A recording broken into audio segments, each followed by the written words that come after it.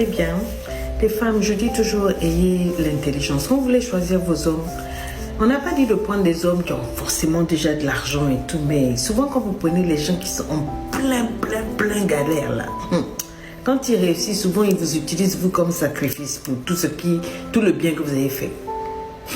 Écoutez cette histoire, c'est une dame que ça m'a arraché le cœur. Elle me dit, Lady Sonia, quand j'ai rencontré mon mari, celui qui est devenu mon mari, il n'avait rien. Il galérait. Et moi, j'étais ce qu'on appelle la femme prospère. J'avais une voiture, un bon job, j'étais respectée dans mon entreprise, célibataire et tout. J'avais vraiment travaillé à investir sur moi. Et je l'ai aimé. Il n'avait vraiment rien du tout. Quand je dis rien, rien. Je ne savais pas quel était le caractère de la personne dans ces riens-là, mais je l'ai pris comme ça. Quand je l'ai pris, j'ai dit, je vais le reconstruire, je vais le construire. Je ne suis pas Dieu, mais ce que je peux faire, I'm gonna be doing this. Et j'ai bossé à aider ce gars. Ma voiture, là, c'était devenu notre voiture à tous les deux. Tout et tout, donc il me déposait au boulot, je le laissais tourner avec la voiture, je le laissais faire ses trucs à la maison, je payais les factures et tout et tout. Ma mère m'a fait ça, elle m'a dit, le gars que je vois là, je ne suis pas sûre que ça soit son gars là. Ce gars là, le fond, les visages, j'ai dit, ah maman, tu es compliquée, laisse-moi vivre. Elle a parlé, j'ai dit, ok. Maman a dit, elle met sa main sur sa bouche, allons-y. Allons-y, allons-y. Il a commencé à me dire, ouais, vraiment des difficultés. Donc maintenant, le salaire, là, alors que je payais déjà tout, je commençais à lui donner l'argent de poche. Je connaissais. Mais moi, je me sacrifiais, je n'achetais plus rien pour moi. Je lui donnais tout pour qu'il puisse avoir quelque chose. Je lui ai dit un jour, bon, je vais prendre de l'argent, je te donner, je vais essayer d'investir. Je vais prendre un crédit. Tu investis et puis quand ça va réussir vraiment, bon, tu feras ta part, quoi. On n'était pas mariés, hein. Et il a accepté. Donc, je lui ai donné l'argent. Il est parti, il a commencé à investir et tout et tout. Entre-temps, il a fait un accident. Il a bousillé ma voiture. Quand je dis bousillé, c'est-à-dire elle était irréparable. J'ai dû commencer à chercher à me déplacer dans les transports en commun parce que je n'avais plus assez d'argent. Entre-temps, je suis tombée enceinte. Et lui, avec l'argent que je lui avais donné avant l'accident, vraiment, il a pu commencer à avoir de bonnes bénédictions, là, des bonnes entrées financières.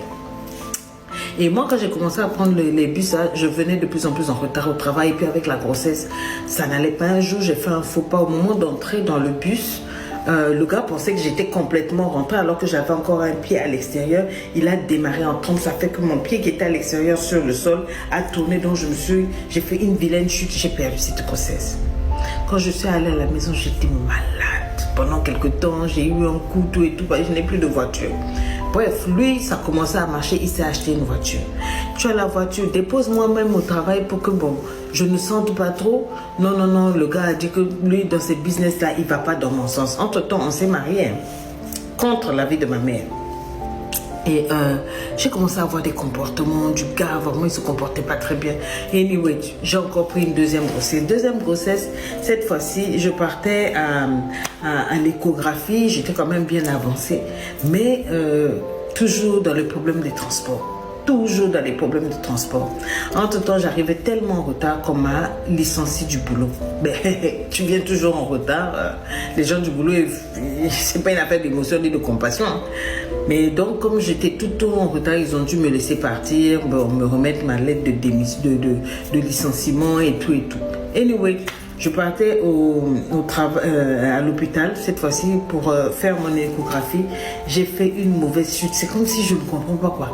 Une vilaine chute là et je suis tombée, j'ai perdu la grossesse cette fois-ci. J'étais dégoûtée et écœurée. J'ai appelé mon homme, je lui ai dit, mais ça fait déjà 2 fausses couches que je fais. Parce que je me déplace dans les transports en commun. Tu as une voiture.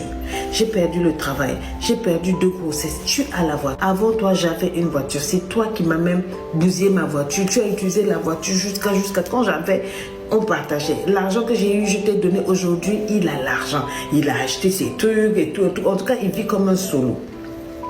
Le gars m'a envoyé balader, il m'a dit qu'est-ce que tu veux me dire, je suis l'homme de la maison et tout et tout. D'accord, mais je vous dis la vérité là, c'est pas quelqu'un qui m'a tendu l'argent. Il avait les moyens mais il ne me donnait rien. Je devais me débrouiller comme je travaillais et tout. Quand j'ai perdu le travail, en tout cas, c'est devenu encore plus compliqué pour moi à la maison. Il payait la maison, mais les factures, rien. Et avec toutes les 2 fausses couches que j'avais eues là, vraiment, ma santé était devenue très précaire. Et puis un beau jour, sa mère m'a appelé, elle était contente pour me dire merci, de l'aider à dire merci à son fils parce qu'il lui a acheté une voiture. J'ai dit, hein? Ouais. J'ai dit, voiture. J'ai essayé pour couvrir la face. J'ai dit, oui, félicitations maman, on était trop contents de t'offrir cette voiture et tout, tout ça, la maman en tout cas était contente et tout. Elle a raccroché. J'ai attendu que mon mari arrive, je suis allée me mettre de côté. J'ai dit, papa, maman a appelé, ta mère m'a appelé pour me dire merci par rapport à une voiture. Tu as acheté une voiture à ta maman? Il dit oui. J'ai dit, moi, ta femme, j'ai perdu 2 grossesses. Tes grossesses. À force de me déplacer en bus, j'ai fait 2 accidents. Tu n'as pas pensé à acheter voiture pour moi, alors que tu connais le problème. Si je suis à pied aujourd'hui, c'est toi. J'ai tout fait pour que tu m'achètes une petite voiture ou même que tu me déplaces dans ta voiture. Tu as refusé. Vous savez ce qu'il me dit? Il me dit quoi? C'est toi qui vas me dicter comment je dois gérer mon argent. C'est toi qui dois avoir... J'ai dit, je suis assez grand. De quel droit tu te permets? Et elle, c'est ma mère. Toi, tu n'es qu'une femme. Ma mère, c'est ma chair, c'est mon sang. Une ex-mère, ça n'existe pas. Tu ne peux pas me dire ce que je peux faire ou ne pas faire ma mère. Tu ne peux pas me dire que moi, avant d'acheter quoi que ce soit pour ma mère, que je dois venir te demander. Quoi, il a commencé à monter, tourner. Ce jour-là, je l'ai regardé, je revoyais tout ce que ma mère m'avait dit. Qu'un homme, quand il est dans la galère, tu ne connais pas vraiment son vrai caractère. C'est quand il en a. Si j'avais su, je ne me serais pas mis avec cet homme. J'ai regardé ma santé précaire. J'ai regardé mon état matériel. J'ai tout perdu. J'ai dit à cet homme-là, c'est toi qui me parles comme ça aujourd'hui. Il a dit non seulement je te parle comme ça, c'est pas comme ça t'aller comme ça. J'ai mon argent maintenant. J'ai mon ceci. Il a oublié que c'est moi qui lui ai donné même le capital pour commencer. Aujourd'hui, il a 3-4 voitures. Il m'interdit de rentrer dans les voitures. Aujourd'hui, je continue de prendre les bus. Je suis malheureuse. Ma mère m'a dit, qu'est-ce que je vais te dire? Tu es mariée, moi ta mère, je ne peux pas te dire de quitter le foyer. Non. Tu es galéreuse. Quand on te regarde, on ne dirait même pas quelqu'un qui va te prendre partout. J'ai déposé mes CV. Je suis tellement fragilisée que personne ne me prend. Et mon homme me traite comme du n'importe quoi. Ma mère m'a dit, qu'est-ce que tu veux qu'on fasse? J'ai dit avant de prendre ma décision, je vais écrire à Lady Sonia. Elle a toujours les paroles qui donnent la vie dans l'esprit des femmes. Je l'ai prise en coaching, mais je voudrais laisser cette vidéo ici.